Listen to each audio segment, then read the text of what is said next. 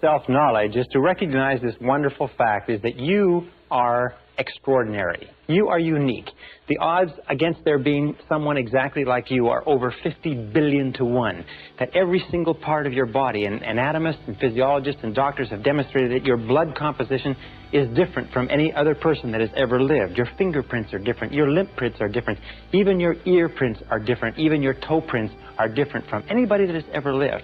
You are different from anyone else, and self-knowledge begins with accepting that you are a unique and special individual and that you have the capacity to do something wonderful with your life. Now, that being said, you are also the same as everybody else with respect to certain basic principles. Throughout the history of mankind, the most intelligent men and women who have ever lived have sought answers to the question of the human dilemma. What can people do in order to change the quality of their lives, their relationships, and their results? The great philosophers, the great metaphysicians, the great scholars have pondered over this sometimes for their entire lifetimes. In our century, I know men and women who spent 10, 20, 30, 40, even 50 years studying success and achievement to find out what general rules and principles we can draw upon to be more successful. The first thing that we have to start with, the basis for this entire course, the psychology of achievement, is this, is that you are a mental creature. The only thing that makes you truly unique is your mind. Everything else you have in common, as Eugene O'Neill, the playwright, said, with a horse or a pig. Your mind is what makes you unique. Your body simply carries your mind around. And just as electricity works on laws of electricity, and physics works on laws of physics, and nature works on laws of nature, there are certain mental laws that determine everything that happens to you. And these mental laws are as inexorable as the laws of gravity. They work 100% of the time. And every single success you have in life comes from living your life in harmony with basic mental laws, and every problem or difficulty you ever have in life comes from living your life out of harmony with those basic laws. Now, mental laws work 100% of the time, like gravity works 100% of the time.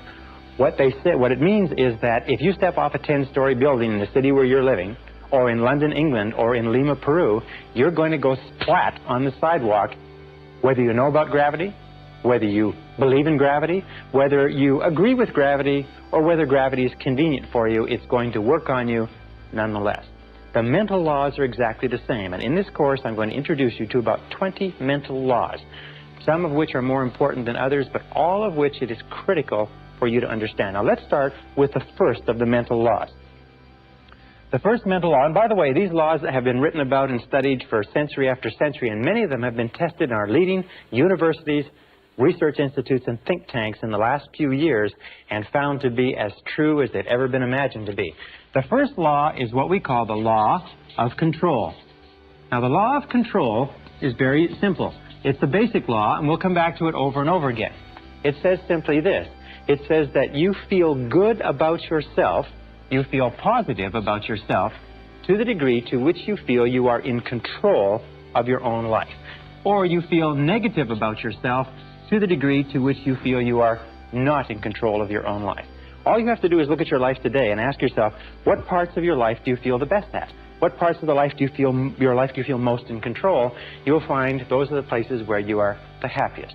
And since the supreme human good is to achieve a state of happiness, which is expressed in peace of mind and health and loving relationships, control is absolutely essential.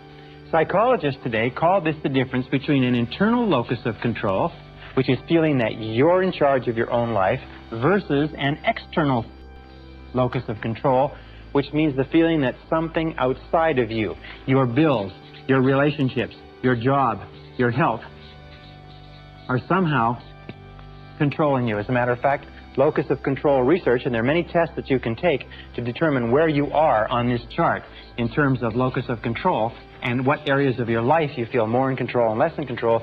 People with a very high internal locus of control are high achievers, they are more successful, they're more self-determined, they're happier.